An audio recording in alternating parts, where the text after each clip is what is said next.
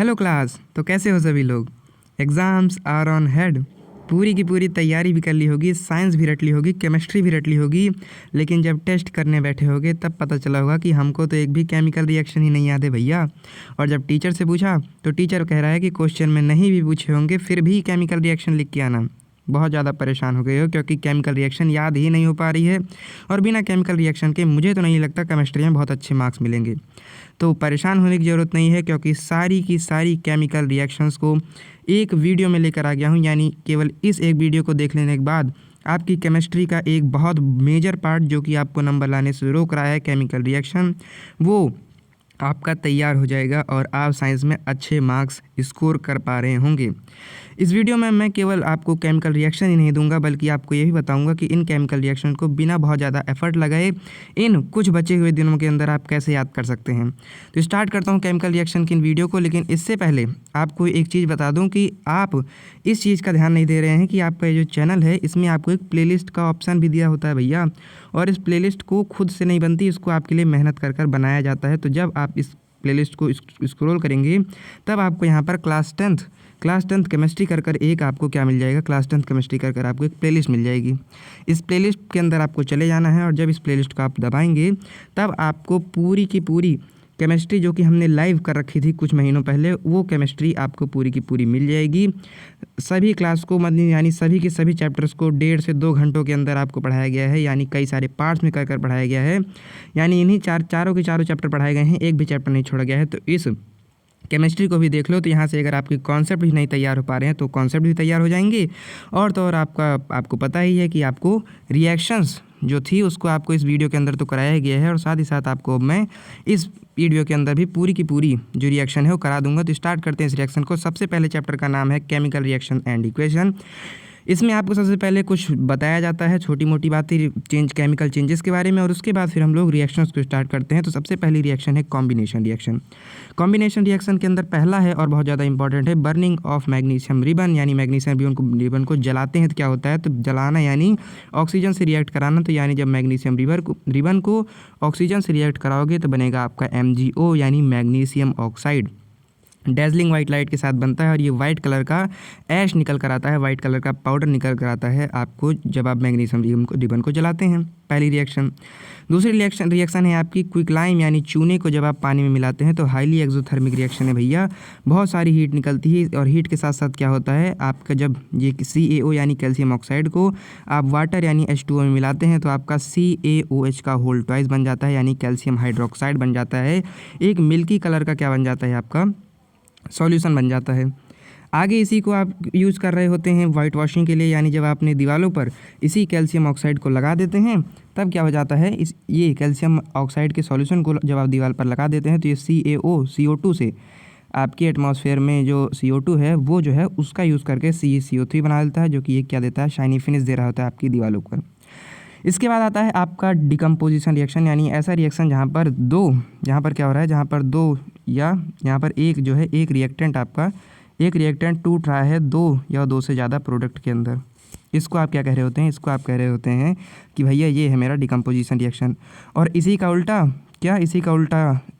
जैसे मान लो A + B है, ये मिलकर C बना रहा है, क्या बना रहा है, ये मिलकर C बना रहा है, तो आप इसे कॉम्बिनेशन रिएक्शन कह रहे होंगे। तो कॉम्बिनेशन रिएक्शन के एग्जांपल हमने देख लिए, अब पढ़ लेते हैं डिकम्पोजिशन रिएक्शन के एग्जांपल। तो आप देखते हैं कि डिकम्पोजिशन आपका 3 तरीके से हो सकता है। एक हो सकता है इलेक्ट्रिसिटी देकर, एक हो सकता है हीट देकर, एक हो सकता है लाइट देकर। तो सबसे पहला है थर्मल डिकम्पोजिशन, यानी जब आपने डिकम्पोजिशन हीट देकर किया तो उसी कैल्शियम कार्बोनेट जो कि आपने बना रखा था उसी को आप तोड़ देंगे, तो जब आप कैल्शियम कार्बोनेट को हीट करेंगे तो आपका कैल्शियम ऑक्साइड और कार्बन डाइऑक्साइड के रूप में निकल जाएगा। कैल्शियम कार्बन डाइऑक्साइड की गैस निकलेगी, उसको किस तरीके से चेक किया जाता है आगे मैं आपको बताऊँगा। दूसरा एग्जाम्पल है थर्मल डिकम्पोजिशन का फेरस सल्फेट, यानी ये FeSO4 यानी फेरस सल्फेट को जब आप गर्म करते हैं तब आपकी निकल रही होती है Fe2O3 यानी फेरस ऑफ फेरिक ऑक्साइड, और साथ ही साथ आपका निकल रहा होता है सल्फर डाइऑक्साइड, सल्फर ट्राईऑक्साइड। ठीक है, यहाँ पर आपको यही बताया जाता है कि जो सल्फर डाइऑक्साइड है इसकी थोड़ी सी जली हुई, मतलब माचिस को जब जलाते हैं तब जिस तरीके से स्मेल आती है वैसी स्मेल आती है, थोड़ी पंजेंट स्मेल इसकी आ रही होती है। तीसरा है आपका PbNO3 यानी लेड नाइट्रेट को जब आप जलाते हैं तब आपका क्या निकल रहा होता है, तब आपका लेड ऑक्साइड निकल रहा होता है, साथ ही साथ आपका ऑक्सीजन और NO2 भी निकल रहा होता है। NO2 है आपका बेसिकली नाइट्रोजन ऑक्साइड का गैस टाइप की निकलती है, ब्राउन कलर की गैस होती है। इसकी भी स्मेल बहुत प्लीजेंट नहीं रहती, अनप्लीजेंट स्मेल इसकी रहती है। ठीक है, आगे आता है आपका दूसरे तरीके का डिकम्पोजिशन जो कि है इलेक्ट्रोलिटिक डिकम्पोजिशन या इलेक्ट्रोलिसिस। इसमें आपको पूरी एक्टिविटी की मदद से केवल एक ही चीज़ बताई गई है कि जब आपको अगर वाटर को तोड़ना है तब आप इस तरीके से वाटर को जब इलेक्ट्रिसिटी देंगे उस बीकर के अंदर, तब आपका जो वाटर है वो 2H2 और O2 में टूट जाएगा। ठीक है, और कॉम्बिनेशन रिएक्शन में भी आप इसको जोड़ सकते हैं कि जब H2 + O2 बनता है तब आपका क्या होता है, तब आपका पानी निकल जाता है यानी H2O बन जाता है। तीसरी वाली जो तरीका है डिकम्पोजिशन का वो क्या है भैया, फोटोकेमिकल रिएक्शन, फोटोकेमिकल डिकम्पोजिशन या फोटोलिटिक डिकम्पोजिशन या फोटोलिसिस। इसमें आपको 2 एग्जांपल दे रखे हैं कि आपका सिल्वर क्लोराइड का, यानी जब आप सिल्वर क्लोराइड को क्या करते हैं सनलाइट में रखते हैं तब वो आपका सिल्वर और क्लोरीन में टूट जाता है, और सिल्वर ब्रोमाइड को जब आप धूप में रखते हैं तब क्या होता है वो आपका सिल्वर और ब्रोमाइड में टूट जाता है।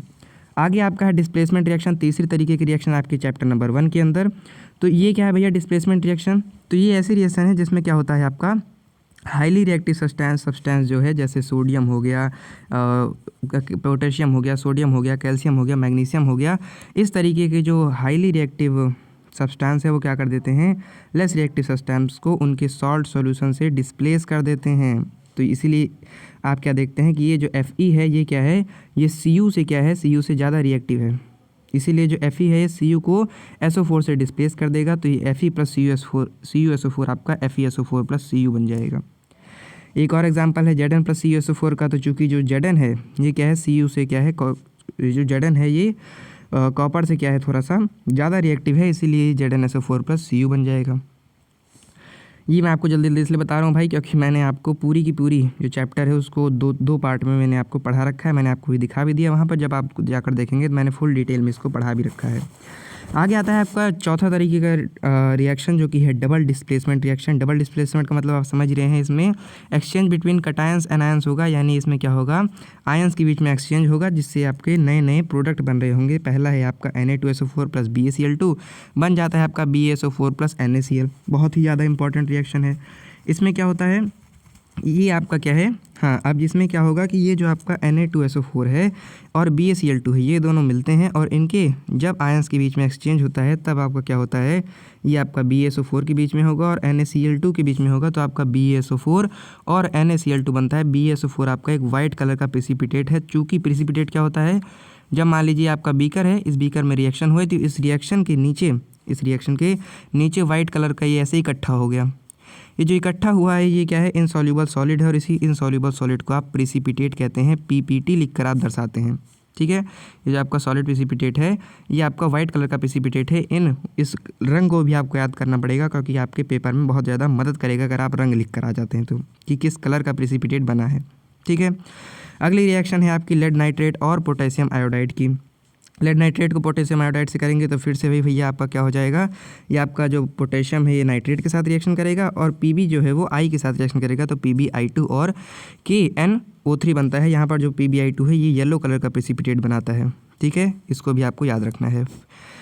अगली जो रिएक्शन है वो भी एक तरीके की डबल डिस्प्लेसमेंट रिएक्शन ही है, लेकिन ये एक स्पेसिफिक तरीके की डबल डिस्प्लेसमेंट रिएक्शन है क्योंकि इसमें क्या हो रहा है, ऑक्सीजन ऑक्सीडेशन और रिडक्शन साथ साथ हो रहा है। इस रिएक्शन को आप क्या कहते हैं भैया, इस रिएक्शन को जहाँ पर ऑक्सीडेशन और रिडक्शन साथ साथ में हो, इस रिएक्शन को आप रिडॉक्स रिएक्शन कहते हैं। ठीक है, अब ऑक्सीडेशन क्या है, रिडक्शन क्या है, सब मैं आपको यहीं पर क्लियर कर देता हूँ भाई, रुक जाओ।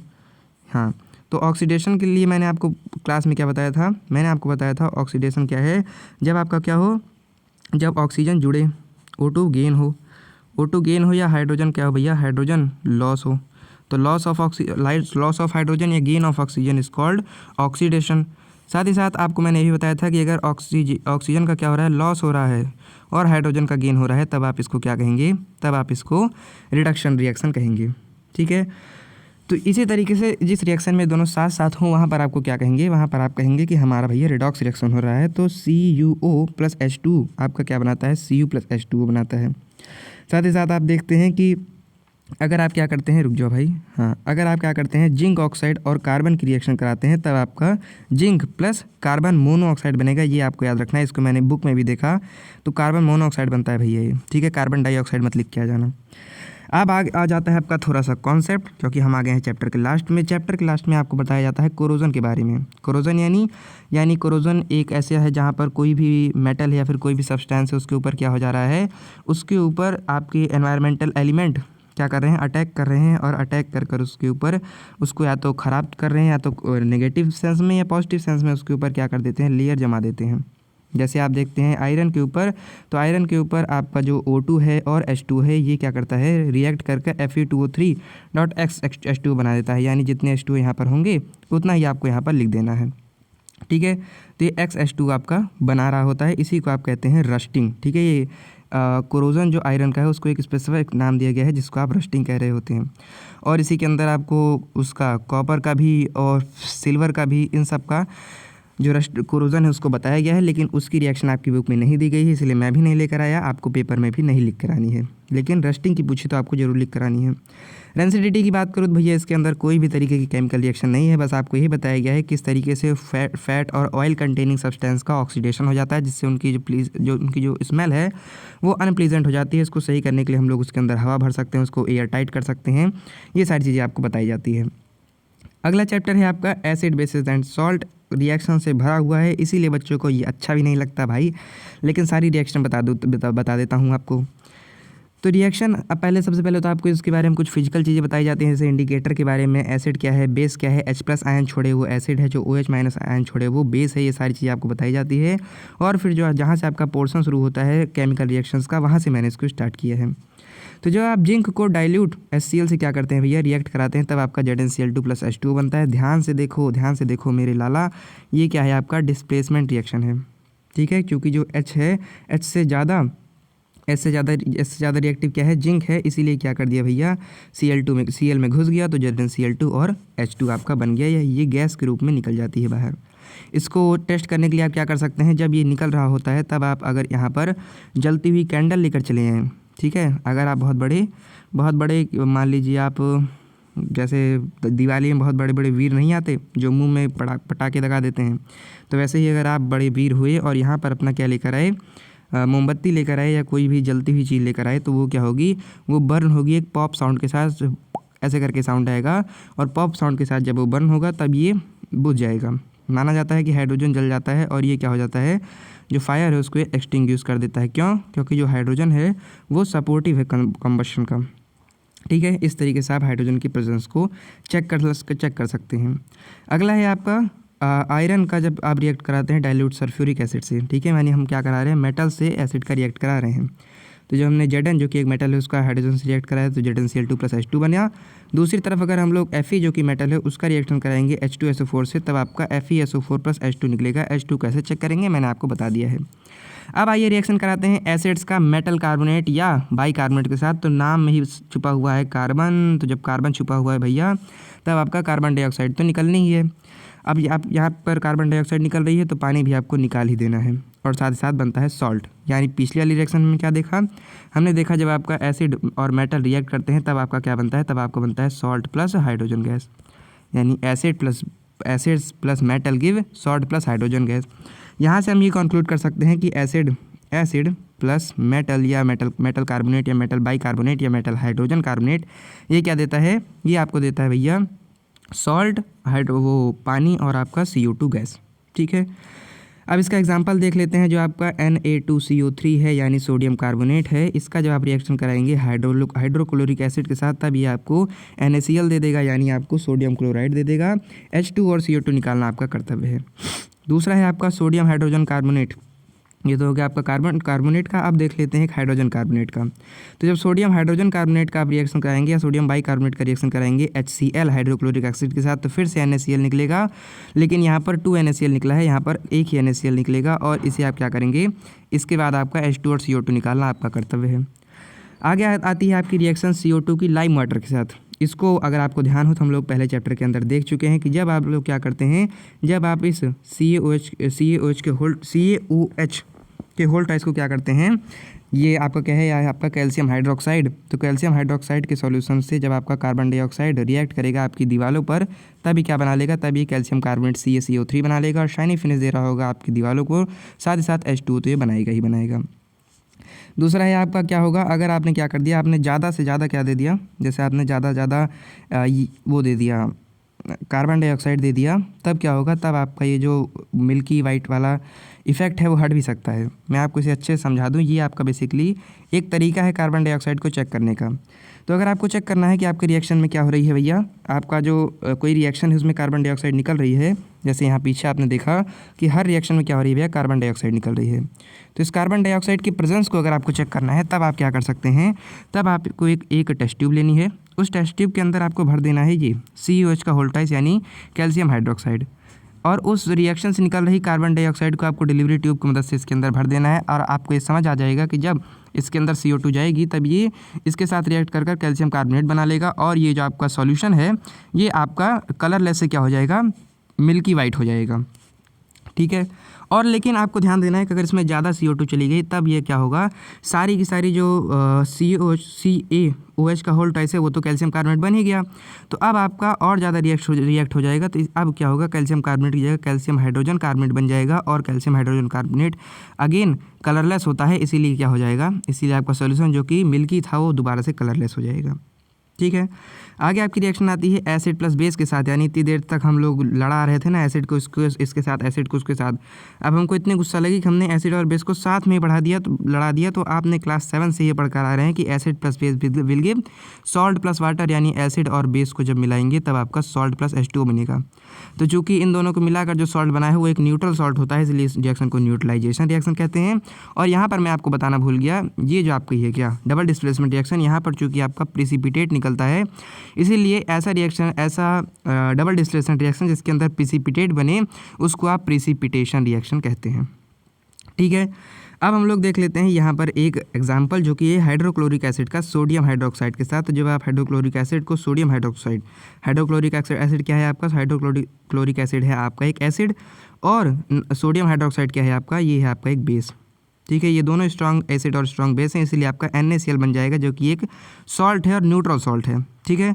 और क्या होगा, साथ साथ आपका H2O निकालने का कर्तव्य है, क्योंकि रिएक्शन वाले ने बता दिया है कि H2O तो तुमको निकालना ही निकालना है। आगे आती है मेटल ऑक्साइड की एसिड के साथ रिएक्शन। तो जब मेटल ऑक्साइड को आप एसिड के साथ रिएक्ट कराएंगे तब क्या होगा भैया, मेटल ऑक्साइड को एसिड के साथ रिएक्ट कराएंगे तब आपका बनेगा सॉल्ट प्लस वही पानी निकल जाएगा। यानी जब आप CuO यानी क्या कहते हैं कॉपर ऑक्साइड को हाइड्रोक्लोरिक एसिड के साथ रिएक्ट करेंगे तो आपका CuCl2 प्लस H2O निकल जाता है। आगे आती है आपकी reaction of basis with non metal, यानी अब आप नॉन मेटल के साथ, अगर नॉन मेटल ऑक्साइड के साथ बेसिस का रिएक्ट करा देंगे तब आपका क्या बनेगा, जैसे मान लीजिए आपने NaOH, ये क्या है आपका बेस है, इसका रिएक्ट आपने नॉन मेटल के ऑक्साइड यानी कार्बन डाइऑक्साइड से करा दिया तो Na2CO3 यानी सोडियम कार्बोनेट, और बन गया आपका H2O। आगे आती है आपकी डाइल्यूशन ऑफ एसिड, यानी आपको ये एक तरीके का कॉन्सेप्ट आपको इसके अंदर पढ़ाया जाता है, इसलिए आप इसको कॉन्सेप्ट रिएक्शन कह सकते हैं। क्या है भैया कॉन्सेप्ट ये है भैया कि एक लड़के ने मुझसे पूछ लिया कि सर जी अगर आप में बहुत दम है तो मुझको ये बताओ कि अगर मेरे पास क्या है, मेरे पास पानी है और क्या है एसिड है, एक तरफ ये हो गया, और दूसरी तरफ मेरे पास क्या है, पानी है और एसिड है। ठीक है। अब आप ये बताइए सर जी कि क्या मैं इस पानी को एसिड के अंदर डालूँ या इस एसिड को पानी के अंदर डालूँ, क्या बहुत ज़्यादा सही रहेगा। तो मैंने कहा भैया तुझे क्या लगता है, तो एक बार करके देख। तो उसने क्या किया, उसने सबसे पहले पानी को कंसनट्रेटेड एसिड के अंदर डाल दिया। तो इससे क्या हुआ, जैसे ही उसने पानी को इसके अंदर डाला तुरंत ही जो इसका बीकर था उसके अंदर से छबाक से पानी निकला और इसके ऊपर गिरा और ये पूरा जल गया भैया, आलू की तरह ये पूरा भुन गया। और साथ ही साथ जिस बीकर में इसने एसिड को डाल रखा था वो बीकर भी इतना ज़्यादा गर्म हो गया, हाईली एक्सोथर्मिक की वजह से बहुत ज़्यादा गर्म हो गया और फट गया बीकर। फिर ये जब दब गया तो इसने मुझसे कहा कि अब आप ही कर दिखाइए। तो मैंने क्या किया, मैंने एसिड को किसके अंदर डाला, पानी के अंदर डाला, एसिड को पानी के अंदर डाला। और लेकिन मैंने ये भी ध्यान रखा कि मैं इसको एकदम पूर जैसे थोड़ा थोड़ा डालूं, और साथ ही साथ मैं इसको स्टेयर भी करता रहा, यानी मैं इसको कुछ डालकर चम्मच कुछ डालकर इसे हिलाता भी रहा। ठीक है। इससे क्या हुआ, इससे मेरा रिएक्शन भी हो गया और मुझे किसी तरीके का खतरा भी नहीं हुआ। इससे हमको ये पता चला कि जब हम लोग क्या करते हैं, जब हम लोग HCl को यानी हम लोग किसी एसिड को क्या करेंगे, वाटर के अंदर डालेंगे तब आपका H3O बन जाएगा। कैसे बनेगा, तो चूँकि ये जो आपका HCl है, जो आपका HCl है ये चूँकि एसिड है और ये क्या देता है, H+ आयन देता है। आपको ये पता होना चाहिए कि जो आपका H+ आयन है वो पानी के अंदर अकेले नहीं रह सकता, इसीलिए H+ आयन तुरंत क्या ढूंढ लेता है, तुरंत ही अपनी लुगाई ढूंढ लेता है, यानी H2O को ढूंढ लेता है और इसके साथ शादी कर H3O+ बना लेता है। ठीक है। तो इसलिए जब आप HCl को क्या करेंगे या फिर किसी भी एसिड को पानी के अंदर डालेंगे तो ये आपका हाइड्रोनियम आयन, इसको नाम याद रखना, हाइड्रोनियम आयन को बना लेता है और साथ ही साथ Cl निकलेगा क्योंकि ये HCl था। अब आपकी जो एसिड और बेस की सारी रिएक्शन थी वो कंप्लीट हो गई। अब हम लोग घुस चलते हैं आइए सॉल्ट्स के अंदर। एसिड और बेस तो आपको बहुत अच्छे से वैसे भी समझ में आता है भैया, लेकिन सॉल्ट ही नहीं समझ में आता, तो मैं समझा देता हूँ सॉल्ट। आप सॉल्ट तो तुम्हारा भाई समझाएगा। तो देखो सॉल्ट की प्रिपरेशन को स्टार्ट करते हैं। सबसे पहला सॉल्ट है कॉमन सॉल्ट। जाओ अपने घर से नमक लेकर आओ, उसी वाले नमक की बात कर रहा हूँ भाई। तो इसके अंदर हम लोग क्या करते हैं, हम लोग जब मैंने आपको पहले ही बताया कि acid plus base will give salt plus water के अंदर यानी न्यूट्रलाइजेशन रिएक्शन जब हम पढ़ रहे थे, वहीं पर हमने देखा कि जब हम लोग HCl की रिएक्शन NaOH के साथ कराते हैं तब आपका NaCl बनता है। यानी जब हम लोग हाइड्रोक्लोरिक एसिड की रिएक्शन सोडियम हाइड्रोक्साइड के साथ कराते हैं तब आपका क्या बनता है, NaCl बनता है, यानी सोडियम क्लोराइड बनता है। और पानी निकालना आपका कर्तव्य है क्योंकि हमारा रिएक्शन कहता है कि पानी तो निकलता ही है। दूसरा है आपका बेकिंग सोडा या फिर सोडियम हाइड्रोजन कार्बोनेट इसका नाम है। तो इसके लिए आप क्या करते हैं, इसके लिए आपने जो NaCl बनाया है इसमें क्या करते हैं, H2O जोड़ते हैं। तो जब आप नमक में H2O जोड़ देते हैं तो एक सॉल्यूशन बन जाता है, इस सॉल्यूशन को कहते हैं ब्राइन। तो जब आप ब्राइन के अंदर NH3 यानी अमोनिया डालते हैं और कार्बन डाइऑक्साइड डालते हैं तब आपका NaSCO3 बन जाता है और NH4Cl बन जाता है। ठीक है, तो यही NHCO3 आपके काम आता है और इसी का नाम क्या है भैया, इसी का नाम है बेकिंग सोडा। आगे आते हैं वॉशिंग सोडा या फिर सोडियम कार्बोनेट। ये आपका कैसे बनेगा, तो ये जो NaCO3 आपने बनाया है इसी को जब आप हीट कर देंगे तो आपका Na2CO3 और आपका H2O और CO2 निकल आता है। आगे आती है आपका क्रिस्टलाइजेशन रिएक्शन के रिएक्शन के अंदर क्या होता है, यही जो Na2CO3 है जो आपका बना है इसी को आप क्या कर देंगे, इसी के अंदर जब आप पानी डाल देंगे यानी 10H2 डाल देंगे तो आपका Na2CO3.10H2 बन जाएगा, इसीलिए आप इसको क्रिस्टलाइजेशन रिएक्शन कहते हैं। आगे आ जाती है आपके अंत पर आ जाइए भैया, क्योंकि आपका चैप्टर खत्म होने वाला है। चैप्टर खत्म होने वाला है। आखिरी जो रिएक्शंस हैं वो हैं आपकी प्लास्टर ऑफ पेरिस और जिप्सम की रिएक्शन। तो आप देखते हैं कि अगर आपको प्लास्टर ऑफ पेरिस बनाना है, प्लास्टर ऑफ पेरिस का नाम प्लास्टर ऑफ पेरिस क्यों है, क्योंकि ये सबसे पहले बना था आपके पेरिस के अंदर। ठीक है, पेरिस के अंदर बना था। अब आपको दिखा देता हूँ भाई किस तरीके से बना था। तो आपने क्या लिया, आपने लिया CaSO4 यानी कैल्शियम क्या कहते हैं इसका नाम भाई, तुम बताओ, मुझे नहीं पता। तो आपको लेना है CaSO4 और उसमें और 2H2 आपको क्या कर देना है, 2H2O CaSO4.2H2O को जब आप क्या करेंगे, जब आप लोग इसका रिएक्शन कराएंगे तब आपको क्या बनेगा, तब आपको बनेगा CaSO4.12H2O प्लस 3/2H2O। ठीक है, और अब आप क्या करेंगे, अब आप यही जो CaSO4.12H2O और प्लस 3H2O बना है इसी को जब आप रिएक्शन कराएंगे तब आपका क्या बनेगा, CaSO4.2H2O बन जाएगा। और यही है आपका प्लास्टर ऑफ पेरिस। ठीक है, अब आ जाते हैं ब्लीचिंग पाउडर के अंदर। इसका यूज़ होता है कपड़ों को ब्लीच करने के लिए भैया, वो आपका कॉन्सेप्ट के अंदर है, मैंने तो आपको रिएक्शन बताने की बात की है। तो ब्लीचिंग पाउडर किस तरीके से बनता है, तो आपने क्या लिया है, आपने ले लिया है CaOH का होल ट्वाइस। CaOH का होल ट्वाइस क्या है सर जी, तो CaOH का होल ट्वाइस मेरा भाई है, नहीं ये मेरा भाई नहीं है, ये कैल्शियम हाइड्रोक्साइड। इसका जब आप रिएक्शन कराएंगे Cl2 के साथ तब आपका बनेगा CaOCl2 प्लस H2O। बहुत ज़्यादा पूछा जाता है ब्लीचिंग पाउडर, तो फिर से बता देता हूँ, जब आप कैल्शियम हाइड्रोक्साइड को क्लोरीन के साथ इसका रिएक्शन कराएंगे तब आपका CaOCl2 बनता है प्लस H2O बनता है। अब आ जाते हैं very last concept of acid and base, जो कि है आपका वाटर ऑफ क्रिस्टलाइजेशन। इसके अंदर आपको दो चीज़ें देखनी है भैया कि अगर आप क्या करते हैं, अगर आप CaSO4.5H2O में आप 5H2O निकाल लेना चाहते हैं तो आप इसको हीट कर दीजिए, तो आपका CaSO4 से 5H2O निकल जाएगा। आप कहेंगे भैया हमसे गलती हो गई, हमको तो वापस इसके अंदर पानी लेकर आना है, तो इसको आपको दोबारा से हाइड्रेट करना है, तो यानी रिहाइड्रेशन करना है। तो इसके लिए आप क्या कर सकते हैं, जिस CaSO4 से आपने पानी को निकाल दिया था उसमें उसी 5H2O को जोड़ देंगे तो आपका CaSO4.5H2 बन जाएगा। यही आपका chapter acid base and salt की रिएक्शन। दोबारा से देख लेना, नहीं समझ में आया है और फिर आपको ये समझ में आ जाएगा। अब आ जाते हैं तीसरे चैप्टर को, मेटल विद ऑक्सीजन। मतलब तीसरा चैप्टर है मेटल एंड नॉन मेटल। बहुत ही आसान सा चैप्टर है, बहुत छोटा सा इसका रिएक्शन वाला पार्ट है और वो जितना रिएक्शन वाला पार्ट है वो भी बहुत आसान है।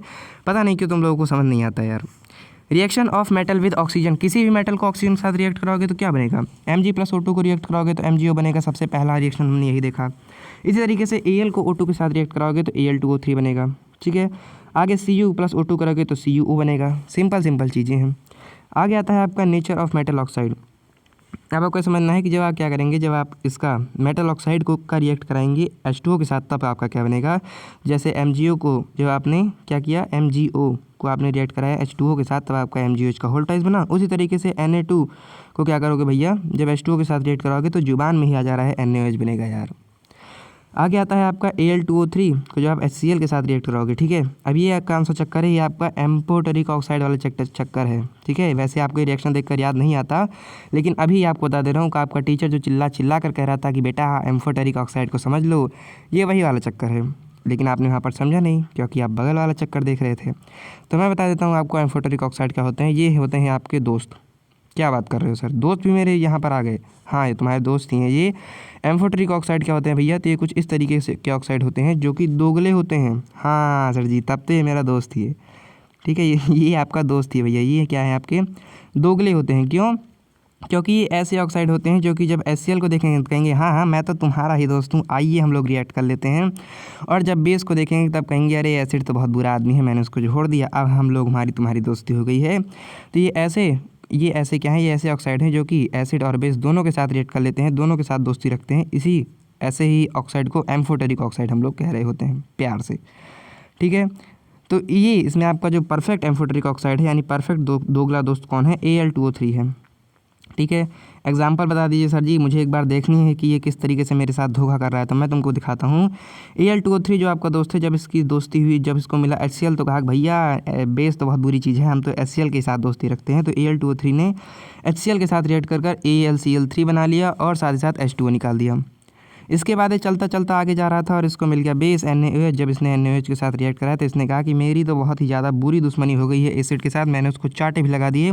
बेस को लगा भाई अभी मेरा दोस्त है, तो अब क्या किया, Al2O3 NaOH के साथ भी रिएक्ट कर दिया और NaAlO2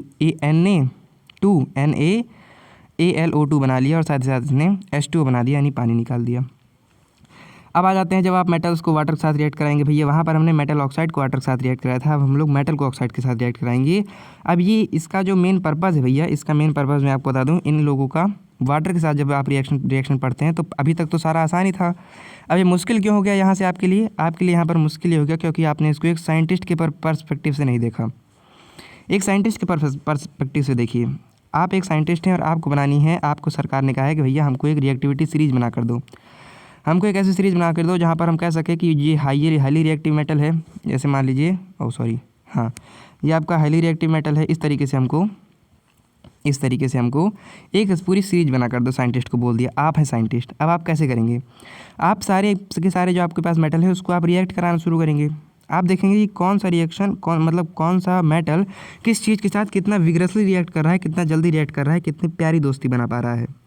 चलिए फिर आइए, हम और आप हैं साइंटिस्ट और स्टार्ट करते हैं इसको।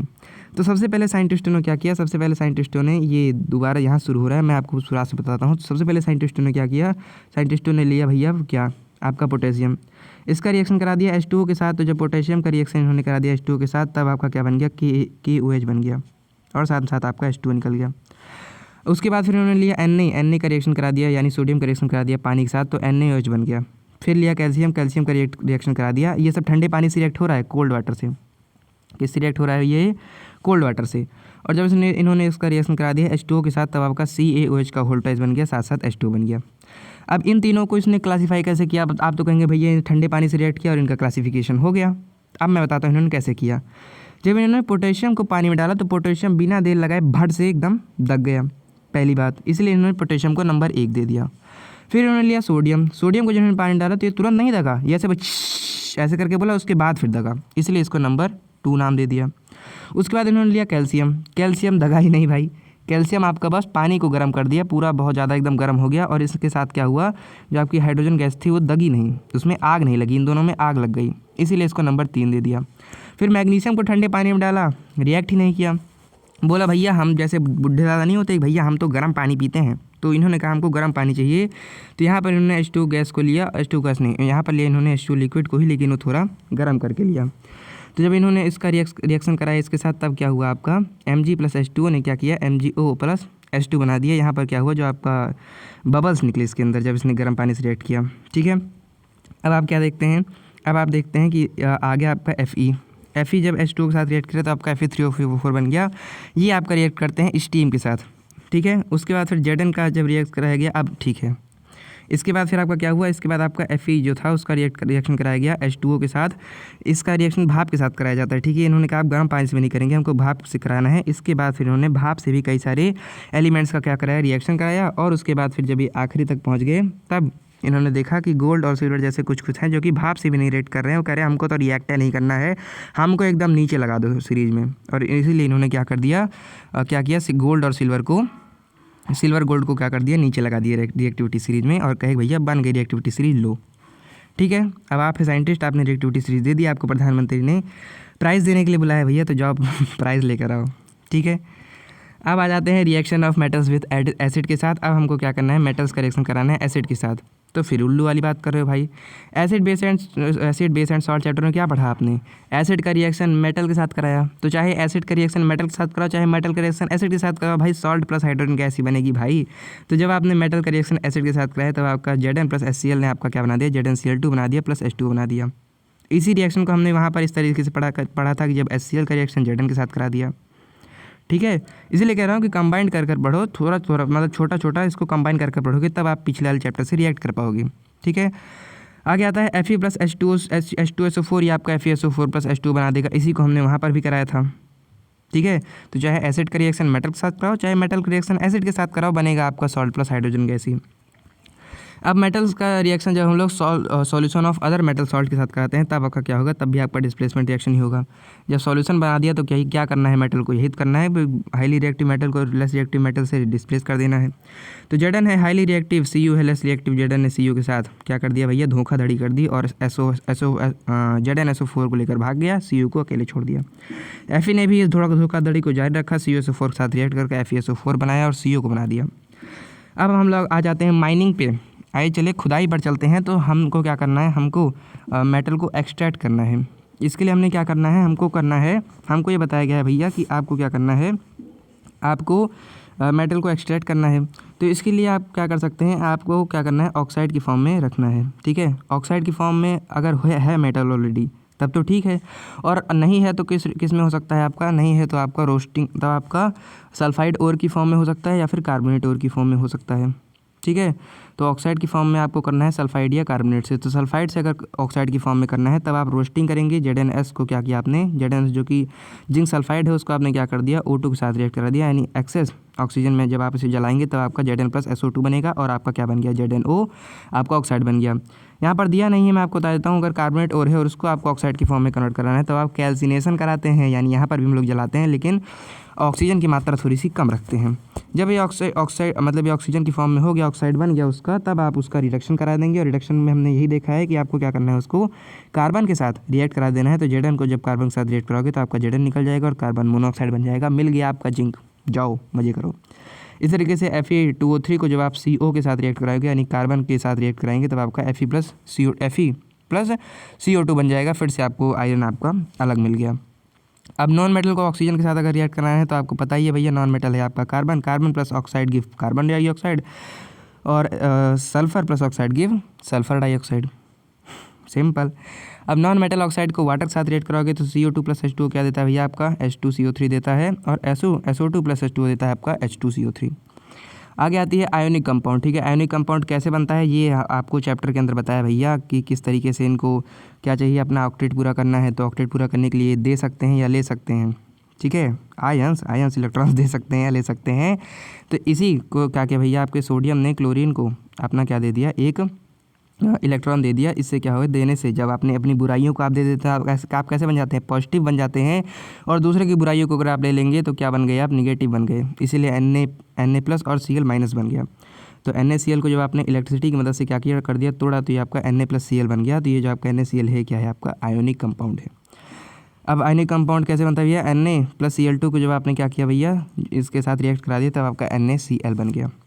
आगे आती है थर्मिट रिएक्शन। हम लोग क्या करते हैं, जो आपका Fe2O3 है, इसका आप Al के साथ रिएक्शन कराते हैं, तो आपका Al2 प्लस Fe बनता है। लेकिन ध्यान रहे, इस रिएक्शन में इतनी ज़्यादा हीट निकलती है कि जो आपका Fe है, ये आपका मोल्टन फॉर्म में निकलता है, यानी बिल्कुल लावा की फॉर्म में निकलता है, बिल्कुल गरम निकलता है। इसी को आप जहाँ पर टूटा हुआ है, मान लीजिए आपका लोहे का कोई आर्टिकल है, टूटा हुआ है, तो इसी के बीच में आप भर देंगे। तो आप चाहे आपकी पटरी हो, चाहे कोई भी लोहे का आर्टिकल हो, उसके अंदर आप इसको लिक्विड फॉर्म में भर देते हैं। कुछ समय बाद ये ठंडा होकर उसको ठीक कर देता है। इसी को आप थर्मिट रिएक्शन कहते हैं। अब ऐसे रिएक्टिविटी सीरीज के ऐसे मेटल जो कि क्या हैं, जो कि बहुत ज़्यादा रिएक्टिव हैं, उनको आप क्या कर सकते हैं, इस तरीके से एक्सट्रैक्ट नहीं कर सकते जैसे मैंने आपको ही बताया। इसके लिए आपको उसकी इलेक्ट्रोलाइटिक रिफाइनिंग करनी पड़ेगी। तो इलेक्ट्रोलाइटिक रिफाइनिंग मान लीजिए आपको एक Cu है, Cu को आपको क्या करना है तो इसके लिए आप क्या करेंगे, इसके लिए आप जब इसका इलेक्ट्रोलाइटिक रिफाइनिंग कराएंगे किस तरीके से करेंगे, मैंने आपको मेटल्स नॉन मेटल वाले चैप्टर के अंदर पढ़ा रखा है। तो जब आप करेंगे तो आपको एनोड के ऊपर क्या मिलता है, एनोड के ऊपर आपको Cu2+ मिलता है और कैथोड के ऊपर क्या मिलता है आपका Ca। अरे दोनों की रिएक्शन बताता हूँ भाई। एनोड पर क्या होता है, जो आपका Cu है टूट जाता है Cu2+ और 2 इलेक्ट्रॉन माइनस में, और उसके बाद फिर क्या होता है आपका Cu2+ जब रिएक्ट करता है इस 2 माइनस के साथ, तब आपका Cu आपको क्रिस्टल क्लियर फॉर्म में मिल जाता है। ये आपका metals and non metal chapter खत्म हुआ। अब आ जाते हैं the last chapter of class 10th chemistry, जो कि है कार्बन एंड इट्स कंपाउंड। आधा चैप्टर आपका भाई कार्बन एंड इट्स कंपाउंड का कॉन्सेप्ट से भरा पड़ा है। आधा चैप्टर जो है उसके अंदर रिएक्शन है, तो उस रिएक्शन को स्टार्ट करता हूँ। Combustion of carbon compound. Carbon compound आपका CH4 है, इसका जब आपने कंबसन किया यानी ऑक्सीजन से रिएक्ट कराया, तब आपका CO2+ H2 बना और हीट तो बनेगी भाई जलाओगे तो। C2H5OH ये भी आपका क्या है, कार्बन कंपाउंड है, इसको भी जब आपने जलाया ऑक्सीजन से रिएक्ट कराया तो CO2 H2+ हीट बनी। इस तरीके से ऑक्सीडेशन रिएक्शन आपने पढ़ ही रखा है। ऐसा रिएक्शन जहाँ पर O2 जुड़ जाए तो C2H5OH में आपने O2 को जोड़ दिया और आपने कैटलिस्ट के रूप में यहाँ पर एल्कली KMnO4 का यूज़ किया। तो इससे क्या हुआ, कैटलिस्ट आपको पता है ना कि जो कि डायरेक्ट रिएक्शन में पार्टिसिपेट नहीं करते लेकिन रिएक्शन को मदद करते हैं अच्छे से होने में। तो CH3COH और H2 आपका बन गया। इथेनॉल को आपने क्या किया है, ऑक्सीडाइज किया है। आगे आता है एडिशन रिएक्शन। एडिशन रिएक्शन यानी क्या है, एडिशन रिएक्शन यानी ऐसी चीज़ जिसमें कोई चीज़ जुड़े, लेकिन कार्बन एंड कंपाउंड के चैप्टर में आप में एडिशन के अंदर क्या है जोड़ा गया है कि हमेशा हाइड्रोजन ही जोड़ा गया है। तो जब आप इथीन यानी C2H4 को क्या करते हैं, हाइड्रोजनेशन करते हैं यानी इसमें हाइड्रोजन को जोड़ते हैं, तब आपका क्या बनता है भैया, C2H6 बन जाता है। आगे आता है सब्स्टिट्यूशन रिएक्शन। इसको आप एक तरीके का डिस्प्लेसमेंट रिएक्शन मान सकते हैं, क्योंकि यहाँ पर जो आपका CH4 है ये Cl2 के साथ रिएक्ट करके CH3Cl बना लेता है और जो आपका H है वो बाहर निकल जाता है HCl के साथ। इसमें आप कैटलिस्ट के रूप में सनलाइट को रखते हैं और इसको कहते हैं आपका क्लोरीनेशन ऑफ मीथेन। आगे आता है इथेनॉल का रिएक्शन। भाई यहाँ से बहुत ज़्यादा इंपॉर्टेंट है, दी इंपॉर्टेंट रिएक्शन है। जब भी आप कोई भी टेस्ट बढ़िया वाला पेपर देने को बैठेंगे, चाहे PIQ हो, चाहे कोई बढ़िया मॉडल पेपर हो, बढ़िया सैम्पल पेपर हो, तब आपको ज़रूर से ज़रूर दिख जाता है इसमें से एक question. Reaction of ethanol. Ethanol का फॉर्मूला होता है C2H5OH। इसका जब आप क्या कराते हैं, रिएक्शन कराते हैं सोडियम के साथ, तब आपका C2H5ONA बन जाता है और बन जाता है आपका H2। कंबसन मैंने आपको बताया कि इसका रिएक्शन आपको O2 के साथ कराना है, तो CO2+ H2 बन जाएगा। और उसके बाद फिर जब आप इसका इथेनोइक एसिड को ऑक्सीडेशन कराते हैं यानी ऑक्सीजन से इसको जोड़ते हैं, तब आपका CH3COOH और H2O बन जाता है। और मान लीजिए आपको क्या करना है, इथेनॉल को डिहाइड्रेट करना है, तब इसके साथ आप क्या कर देते हैं, डिहाइड्रेट करने के लिए आप C2H5OH को जब कंसनट्रेटेड H2SO4 के साथ रिएक्ट कराते हैं, तब आपका C2H4+ H2O बन जाता है। आगे आता है आपके reaction of ethanoic acid. Ethanol का हमने देख लिया, इथेनॉल के इतने ही भाई, इसके अलावा आपको कोई भी याद नहीं करना है। उसके बाद आते हैं दूसरा इथेनोइक एसिड या फिर एसिटिक एसिड। तो इथेनोइक एसिड का भी उसी तरीके से रिएक्शन करा देते हैं। तो इथेनोइक एसिड की फॉर्मूला होता है CH3COOH। सबसे पहले इसका रिएक्शन करा देते हैं सोडियम के साथ, तो इसमें क्या हो गया भैया, आपका H निकल गया और CH3CO के बाद H की जगह Na आ जाएगा और H2O निकल जाएगा। उसके बाद आती है आपकी रिएक्शन विद सोडियम हाइड्रोक्साइड। तो CH3COH का जब NaOH के साथ रिएक्ट कराया, तब आपका फिर से CH3COONA और यहाँ पर आपका H2O निकल गया, क्योंकि ये तो हाइड्रोक्साइड था ना। रिएक्शन विद सोडियम कार्बोनेट के साथ अगर आप रिएक्शन करा देंगे, तो आपका CH3COH जब आपका सोडियम कार्बोनेट के साथ रिएक्ट करेगा, तो आपका फिर से CH3CONA बनेगा। और यहाँ पर चूँकि क्या था भैया, H2O निकला था और कार्बोनेट है, इसलिए CO2 निकालना आपका कर्तव्य है। फिर आता है reaction with sodium hydrogen carbonate. जब आप सोडियम हाइड्रोजन कार्बोनेट के साथ रिएक्ट करेंगे, तभी आपका क्या करना है, यह हाइड्रोजन है इसलिए आपका H2O निकलेगा और कार्बोनेट इसलिए कार्बन डाइऑक्साइड निकलेगा और साथ में फिर से वही बनेगा CH3COONA। ठीक है। आगे आ जाते हैं आपके दो भाई और दोनों तबाही स्टेरिफिकेशन रिएक्शन और आपका सैपोनिफिकेशन रिएक्शन। स्टेरिफिकेशन रिएक्शन को स्टेरिफिकेशन इसलिए कहते हैं क्योंकि यहाँ पर निकलता है ईस्टर, एक बहुत ही ज़्यादा महकने वाला, एक बहुत ही ज़्यादा खुशनुमा सा एक चीज़ है जिसका नाम है CH3COO C2H5+ H2 आपका निकलेगा। ये है आपका बहुत ज़्यादा अच्छा लगता है, परफ्यूम इसका यूज़ होता है। तो CH3COH का जब आप रिएक्ट कराएंगे C2H5OH के साथ, तब आपका क्या होगा, कंसनट्रेटेड H2SO4 को कैटलिस्ट के रूप में आपका निकल रहा होता है क्या, आपका CH3COOH2C2H5+ H2 आपका बनेगा। सैपोनिफिकेशन रिएक्शन इसको इसलिए कहते हैं क्योंकि यहाँ पर क्या निकलता है, यहाँ पर एक CH3CONA जो निकलता है, ये एक तरीके का सॉप का ही आप छोटा रूप मान सकते हैं, यानी ये लॉन्ग चेन नहीं है लेकिन शॉर्ट चेन में एक तरीके की सॉप की तरह ही है। CH3COO2H5 को जब आप रिएक्ट कराएंगे NaOH के साथ तब आपका CH3COONA बनेगा, जो कि छोटा रूप है सोप का, और C2H5OH तो आपका बनना ही है। अब सोप और डिटर्जेंट के एक जनरल रिएक्शन देख लेते हैं। तो फॉर्मेशन ऑफ सोप कैसे होता है, जब आप फैट और ऑयल के ऊपर क्या डाल देते हैं भैया, NaOH को डाल देते हैं, तब आपका सोप बन जाता है और ग्लिसरॉल बन जाता है। आपके में अगर ये रिएक्शन नहीं भी लिख कर आओगे तो चलेगा भाई, ये बहुत लेस इंपॉर्टेंट है, ठीक है। आगे आ जाते हैं आपकी होमोलोगस सीरीज़ के बारे में। इसको मैंने आपको स्टार्ट में इसलिए नहीं बताया क्योंकि आपका दिमाग ख़राब हो जाता। अब मैं आपको पूरी इज्जत के साथ बाइज्जत बता देता हूँ होमोलोगस सीरीज़ होती क्या है। तो हमने इसके अंदर 3 तरीके के हाइड्रोकार्बन पढ़े हैं, एल्केन, एल्कीन और एल्काइन, ठीक है। तो एल्केन का फॉर्मूला आपने जनरल फॉर्मूला पढ़ा है CnH2n+2, और एल्कीन का पढ़ा है आपने CnH2n, और एल्काइन का पढ़ा है CnH2n-2। ट्रिक बताने की कोई ज़रूरत नहीं है भैया, बहुत आसान है। बाकी आपने यूट्यूब पर कह दो ना +2, कह दो ना -2, ये सब आपने पढ़ रखा है, बड़ी मजाक बन गया था उसका भाई, ठीक है। तो ये तीनों रिएक्शन आपने, ये तीनों फार्मूले आपने देख लेने हैं। अब इन्हीं फॉर्मूले का यूज़ कर जब हम लोग क्या करते हैं, मीथेन, इथेन, प्रोपेन, ब्यूटेन, इस तरीके से पूरी सीरीज़ बना देते हैं यहाँ पर।